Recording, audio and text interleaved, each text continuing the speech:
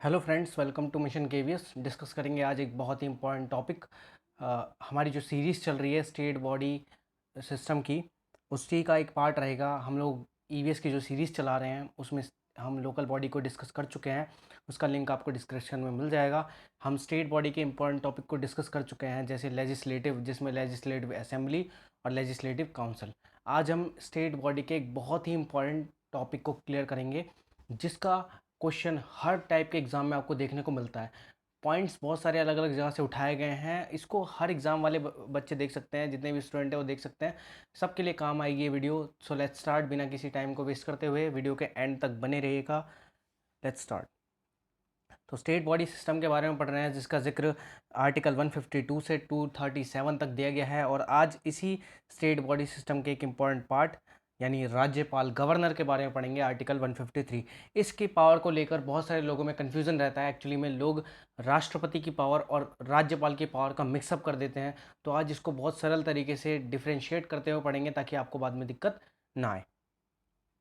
ये रहेगा हमारा पार्ट 3। स्टेट बॉडी सिस्टम के पार्ट 2 हम कंप्लीट कर चुके हैं। ये पार्ट तीसरा है। इसको बाकी के पार्ट 2 आपको डिस्क्रिप्शन में मिल जाएंगे, तो देख सकते हैं। और ये है KVS PRT special bilingual EVS series, जिसमें हम इसको सोशल स्टडीज़ की सीरीज़ भी कह सकते हैं। हिंदी इंग्लिश दोनों में पढ़ाया जाता है। इंग्लिश के जो हिंदी के जो कठिन शब्द हैं उनको इंग्लिश में लिखा जाता है, ताकि दिक्कत ना हो। सो लेट्स स्टार्ट, पढ़ते हैं, देखते हैं क्या क्या चीज़ें हैं। राज्यपाल, गवर्नर, जिसका जिक्र आर्टिकल 153 में किया गया है। अब क्या आर्टिकल्स क्यों लगाए जा रहे हैं? क्योंकि देखो, हमारे लेवल यानी केवीएस पीआरटी के लेवल पे भी पूछे जा सकते हैं आर्टिकल, और बड़े लेवल पे भी तो पूछे ही जाते हैं। आर्टिकल 153 में कहा क्या गया है? हर राज्य के लिए राज्यपाल होगा। आर्टिकल 153 में कहा गया है कि हर राज्य के लिए एक राज्यपाल होगा। लेकिन संविधान का जो अमेंडमेंट, संशोधन, यानी कॉन्स्टिट्यूशन का जो संशोधन था, सातवां, सेवन्थ अमेंडमेंट कॉन्स्टिट्यूशन 1956, इसके तहत कहा गया है कि एक ही व्यक्ति 2 या उससे अधिक राज्यों का राज्यपाल बनाया जा सकता है। यानी सेवन्थ अमेंडमेंट से पहले हर राज्य के लिए एक राज्यपाल हुआ करता था, लेकिन सेवन्थ अमेंडमेंट के बाद अब हर राज्य में एक व्यक्ति एक राज्य से ज़्यादा राज्यों का यानी स्टेट्स का गवर्नर हो सकता है। लेकिन एक बात और यहाँ पे फैक्ट है कि जो गवर्नर होगा वो अपने खुद के स्टेट का नहीं होगा, अदर स्टेट का बनाया जाएगा। तो ये याद रखना इंपॉर्टेंट है, पूछा जा सकता है। अब डिस्कस करते हैं कि राष्ट्रपति और गवर्नर में क्या क्या डिफरेंस है। बेसिकली राष्ट्रपति जो होता है वो केंद्र की कार्यपालिका का प्रमुख होता है। जो कार्यपालिका एग्जीक्यूटिव होती है वो केंद्र की, सेंट्रल की एग्जीक्यूटिव का प्रमुख होता है राष्ट्रपति। वहीं जो हमारा गवर्नर यानी राज्यपाल होता है वो स्टेट की कार्यपालिका यानी स्टेट की एग्जीक्यूटिव का प्रमुख होता है। अब केंद्र की कार्यपालिका में कौन कौन होते हैं? केंद्र की कार्यपालिका में होते हैं हमारे राष्ट्रपति, प्रधानमंत्री और मंत्री परिषद। वहीं राज्य की कार्यपालिका में होते हैं राज्यपाल, मुख्यमंत्री, मंत्री परिषद और राज्य के महाधिवक्ता। महाधिवक्ता यानी एडवोकेट जनरल। इसके बारे में बता देता हूँ थोड़ा। महाधिवक्ता वो होते हैं जो उस राज्य के सर्वोच्च कानून अधिकारी होते हैं, और कानून के मामले में राज्य सरकार के सहायक भी माने जाते हैं। यानी कानून के सभी मामलों में ये राज्य सरकार की सहायता करते हैं। तो ये सबसे बड़े कानूनी अधिकारी माने जाते हैं। तो आई होप आपको ये बेसिक डिफरेंस राष्ट्रपति और राज्यपाल में क्लियर हो चुका होगा। अगर आप राज्यपाल को समझ जाएंगे तो आप राष्ट्रपति को भी काफ़ी हद तक समझ जाएंगे। राज्यपाल राज्य से रिलेटेड है और राष्ट्रपति केंद्र से। आगे चलते हैं। अब योग्यता, एलिजिबिलिटी क्या होती है एक राज्यपाल की, जिसका जिक्र किया गया है आर्टिकल 157 और 158 में। तो भाई जो आर्टिकल 157 है उसमें बोला गया है कि व्यक्ति भारत का नागरिक हो और न्यूनतम यानी उसकी लोएस्ट आयु 35 वर्ष हो। व्यक्ति भारत का नागरिक है जो सबसे इंपॉर्टेंट है, और न्यूनतम आयु 35 वर्ष हो।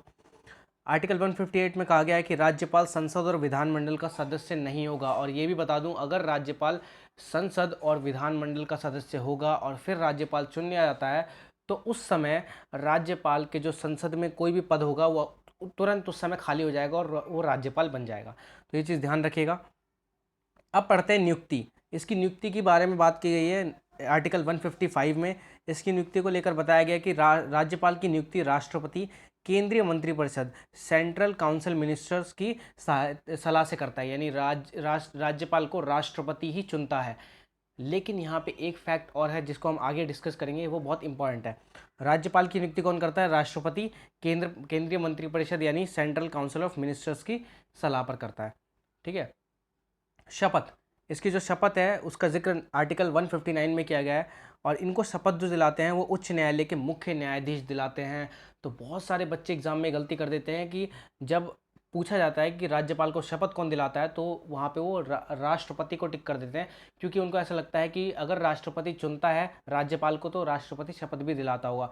तो ये एक इंपॉर्टेंट क्वेश्चन है जो बहुत बार कई कई एग्जामों में पूछा गया है, तो इसको याद रखिएगा। मैं इसको इंपॉर्टेंट पॉइंट मानता हूँ। टेन्योर यानी कार्यकाल, कार्यकाल के बारे में जिक्र आर्टिकल 156 में किया गया है। अब क्या कहा गया है कार्यकाल के बारे में, उसको देखते हैं।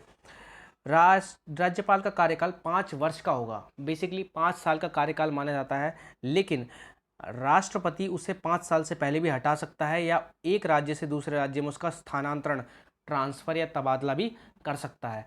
और एक चीज़ याद रहे कि राज्यपाल को हटाने के लिए महाभियोग नहीं लाया जा सकता। संविधान में कहीं भी जिक्र नहीं है कि राज्यपाल को हटाने के लिए महाभियोग लाया जा सकता है सदन में, लेकिन वहीं राष्ट्रपति को हटाने के लिए महाभियोग लाया जा सकता है। न्यायाधीशों को हटाने के लिए, यानी जज वगैरह को हटाने के लिए महाभियोग लाया जा सकता है, पर इनको हटाने के लिए महाभियोग नहीं लाया जा सकता। इनको सिर्फ राष्ट्रपति ही हटाते हैं। तो यहाँ से एक और इम्पॉर्टेंट क्वेश्चन निकलता है कि भाई राज्यपाल को कैसे हटाया जा सकता है। तो महाभियोग से कभी नहीं हटाया जा सकता, उन्हें सिर्फ राष्ट्रपति हटा सकते हैं, और राष्ट्रपति ही उनको एक जगह से दूसरी जगह स्थानांतरित यानी उनका ट्रांसफर कर सकते हैं। ओके, अब नेक्स्ट पढ़ते हैं। राज्यपाल के कार्य और शक्ति, work and power of governor. बहुत सारी पावर है इनके पास बहुत ज़्यादा पावर है। अब देखते हैं इनकी पावर को डिस्कस करते हैं। कार्यपालिका शक्ति यानी एग्जीक्यूटिव पावर, इनके पास कुछ एग्जीक्यूटिव पावर मिली हुई है, उनको देखते हैं। और याद रखना, जितनी भी पावर हम डिस्कस करेंगे उसको आपको ध्यान रखना है, क्योंकि कहीं भी इसका क्वेश्चन बन सकता है। इंपॉर्टेंट पॉइंट है स्टेट बॉडी का, तो बहुत इंपॉर्टेंट पॉइंट है ये। आर्टिकल 166 से पता चलता है कि राज्य में कार्यपालिका से जुड़े सारे काम उस राज्य के राज्यपाल के नाम पर होते हैं। यानी राज्य की कार्यपालिका यानी एग्जीक्यूटिव से जुड़े जितने भी वर्क होते हैं उन सब पर राज्यपाल के नाम की मुहर होती है। ठीक है। आर्टिकल 164 के तहत मुख्यमंत्री और मुख्यमंत्री की सलाह पर मंत्री परिषद की नियुक्ति राज्यपाल ही करता है। यानी सबसे बड़ी पावर एक और है कि आर्टिकल 164 के तहत राज्यपाल मुख्यमंत्री की नियुक्ति करता है। मुख्यमंत्री जो बहुमत दल का नेता होता है, जैसे प्रधानमंत्री बहुमत दल का नेता होता है केंद्र में, वैसे मुख्यमंत्री राज्यों में बहुमत दल का नेता होता है, उसको चुनता है राज्यपाल। और मुख्यमंत्री की सलाह पर मुख्यमंत्री का परिषद भी राज्यपाल ही चुनता है। तो ये चीज़ ध्यान रखिएगा। राज्यपाल ही राज्य के महाधिवक्ता एडवोकेट जनरल की नियुक्ति करता है, जिसके बारे में मैंने बताया था। एडवोकेट जनरल जो सर्वोच्च कानून अधिकारी होते हैं और कानून के मामले में राज्य के सहायक होते हैं राज्य सरकार के, तो याद रखना है एडवोकेट जनरल। और राज्यपाल राज्य के विश्वविद्यालयों के चांसलर भी होते हैं। पूछ सकता है क्वेश्चन, विश्वविद्यालयों के, हर राज्य के विश्वविद्यालयों के चांसलर कौन होते हैं, तो वो होते हैं राज्यपाल। ओके, तो ये एक इंपॉर्टेंट पॉइंट था, सो क्लियर कर लीजिए। अब आती है हमारी विधायी शक्ति यानी लेजिस्लेटिव पावर। अभी हमने एग्जीक्यूटिव पावर के बारे में पढ़ा, अब हम राज्यपाल की लेजिस्लेटिव पावर के बारे में पढ़ेंगे। ये बहुत ही इंपॉर्टेंट पावर रहने वाली है, तो इसको ध्यान से देखना, यहाँ से क्वेश्चन बनने के आसार पूरे रहते हैं। आर्टिकल 168 क्या कहता है, इसके बारे में हम पहले पढ़ चुके हैं। आर्टिकल 168 के बारे में दोबारा रिपीट करते हैं। राज्यपाल राज्य विधायिका यानी लेजिस्लेटिव का अहम अंग होता है। जो हमारी विधायिका यानी लेजिस्लेटिव होती है, उसका एक बहुत इंपॉर्टेंट पार्ट होता है राज्यपाल। आर्टिकल 171 क्या कहता है, राज्यपाल विधान परिषद लेजिस्लेटिव काउंसिल के कुल सदस्यों का 1/6 भाग चुनता है। हमने लास्ट वीडियो में पढ़ा था कि 1/6 पार्ट को चुनने का पावर किसके पास होता है, राज्यपाल के पास होता है। अब ये 1/6 पार्ट में वो राज्यपाल क्या क्या चुन सकता है, इसको देखते हैं। तो 1/6 पार्ट में राज्यपाल साहित्य के क्षेत्र से, कला के क्षेत्र से, विज्ञान के क्षेत्र से, समाज सेवा के क्षेत्र से और सहकारी आंदोलन के क्षेत्र से यानी कोऑपरेटिव मूवमेंट के क्षेत्र से भी लोगों को चुनता है। 1/6 पार्ट को चुनता है लेजिस्लेटिव काउंसिल के लिए। तो ये इंपॉर्टेंट पार्ट है, याद रखना।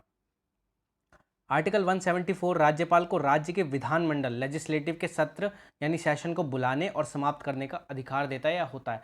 आर्टिकल 174 में बताया गया है कि राज्यपाल ही जो लेजिस्लेटिव है उसके सेशंस को बुलाता है, ऑर्गेनाइज करवाता है, और उसका एंड अप भी राज्यपाल ही करता है। हाँ, इसको स्थगित करने का, पूरी तरीके से ख़त्म करने का डायरेक्ट अधिकार राज्यपाल के पास नहीं है। अगर मंत्री परिषद का मुख्यमंत्री सलाह देता है या मुख्यमंत्री बोलता है कि हमारे पास बहुमत नहीं बचा अब, तो राज्यपाल उनके कहने पर इसको समाप्त कर सकता है। तो ये एक इंपॉर्टेंट पावर इसकी हो जाती है। आर्टिकल 333, इसके बाद इसका जिक्र हम लास्ट वीडियो में कर चुके हैं, इसको मैं दोबारा बताऊंगा। राज्यपाल को विधानसभा में एंग्लो इंडियन सदस्य को चुनने का अधिकार होता है। क्या होता है एंग्लो इंडियन, जो ब्रिटिशर्स चले गए थे उनके जिनके एक परिवार का मूल में ब्रिटिशर्स हो, और एक भारतीय हों, उनकी जो संतान जो भारत में रह गई थी 1947 के बाद, लगभग 30,000 लोग भारत में रह गए थे, वो ब्रिटिश यानी यूरोप वापस नहीं गए थे, ब्रिटेन वापस नहीं गए थे, तो उनको आरक्षण के तौर पर एज अ आरक्षण सीट दी जाती है विधानसभा में। तो एक एंग्लो इंडियन चुनने का अधिकार होता है किसको? राज्यपाल को। ठीक है, तो इसको याद रखना, लास्ट वीडियो में देखोगे तो इसको और अच्छे से समझाया था मैंने। विधानमंडल के पास कोई भी विधेयक यानी बिल कानून तभी बनता है जब राज्यपाल उस पर हस्ताक्षर यानी सिग्नेचर कर देता है। कोई भी बिल कानून तभी बनेगा जब राज्यपाल उस पर अपना सिग्नेचर कर देगा। ठीक है, एक इंपॉर्टेंट पावर है। और आर्टिकल 213 यानी 213 में कहा गया है कि राज्यपाल अध्यादेश जारी कर सकता है। अभी अध्यादेश क्या होता है?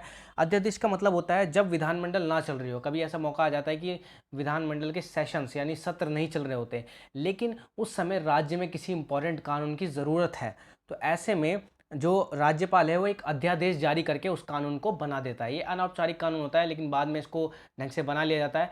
उस समय के लिए, उस समय की मांग के हिसाब से राज्यपाल अध्यादेश जारी करके उस कानून को बना देता है, क्योंकि कभी कभी ऐसा हो जाता है कि विधानसभा के या विधानमंडल के सत्र यानी सेशन नहीं चल पा रहे होते हैं, और ऐसे में राज्य के लिए उसी समय एक इम्पॉर्टेंट कानून की ज़रूरत पड़ जाती है। तो ऐसे में सेशन नहीं होगा तो कानून कैसे बनेगा?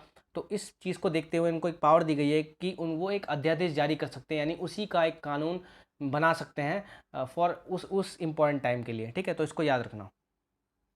अब आता है वित्तीय शक्ति यानी फाइनेंशियल पावर। देखते हैं इनकी फाइनेंशियल पावर क्या क्या होती है।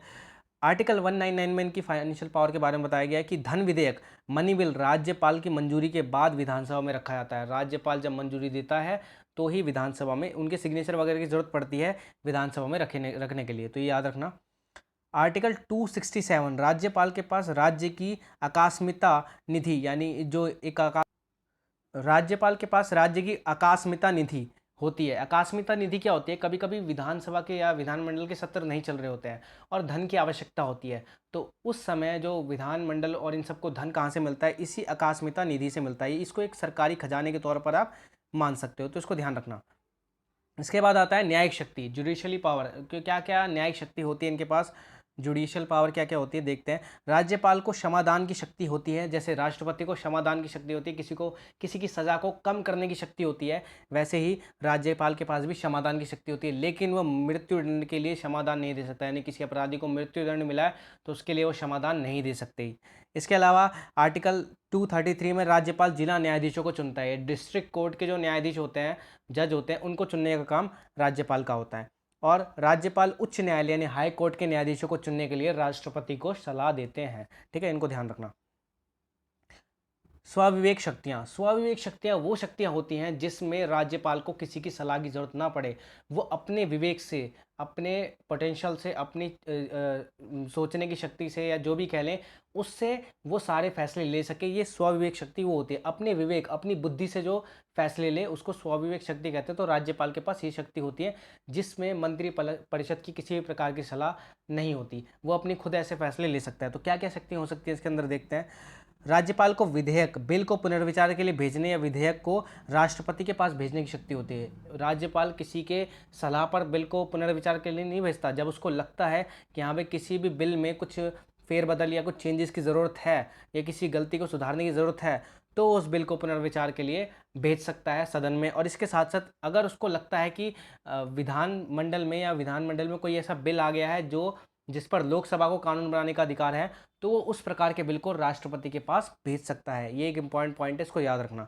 इसके अलावा अगर विधानसभा के चुनाव में किसी पार्टी को पूर्ण बहुमत नहीं मिलता, और तो राज्यपाल अपने विवेक से यानी अपनी बुद्धि से, अपनी समझ से सबसे ज़्यादा मत वाले यानी सबसे ज़्यादा वोट वाले दल को सरकार बनाने का न्योता देता है और बहुमत साबित करने का कुछ वक्त देता है। कभी कभी ऐसी सिचुएशन आ जाती है, अनकंडीशनल सिचुएशन, जिसके लिए कभी हम तैयार नहीं हो सकते, इसीलिए ये स्वविवेकी शक्ति दी गई है कि उस समय कैसे पावर का यूज़ करेंगे। तो राज्यपाल के पास ये शक्ति है कि भाई कभी गलती से ऐसी सिचुएशन आ जाए कि किसी को भी पूर्ण बहुमत नहीं मिला, सबने चुनाव लड़ा, किसी को बहुमत नहीं मिला, अब राज्य में सरकार की भी ज़रूरत है, तो राज्यपाल ऐसे में जिसको सबसे ज़्यादा मत मिला है, सबसे ज़्यादा वोट मिला है, उसको सरकार बनाने का न्योता देते हैं और उनको बहुमत साबित करने का मौका भी देता है। लेकिन ये बहुत कंट्रोवर्सी में रहता है, अगर किसी को मौका मिल गया किसी को नहीं। खैर, ये थे सारी पावर, आज के लिए इतना ही। राज्यपाल की सारी पावर डिस्कस कर ली, ये सारी मेन पावर हैं। कुछ कुछ चीज़ें रहती हैं, लेकिन उससे ज़्यादा इंपॉर्टेंट जो था वो आज के इस पूरे वीडियो लेक्चर में था।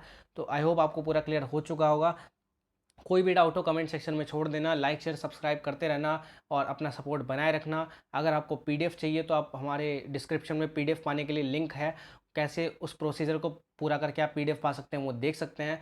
और साथ ही साथ अगर आपको हमारे टेलीग्राम चैनल पे जुड़ना है तो उसका भी लिंक है, वहाँ पे डेली क्विज़ होंगे, इस टॉपिक का क्विज़ भी वहीं होगा, तो पार्टिसिपेट करिए, अपनी नॉलेज को जांचिए। वीडियो को देखने के लिए धन्यवाद, थैंक्स फॉर वॉचिंग।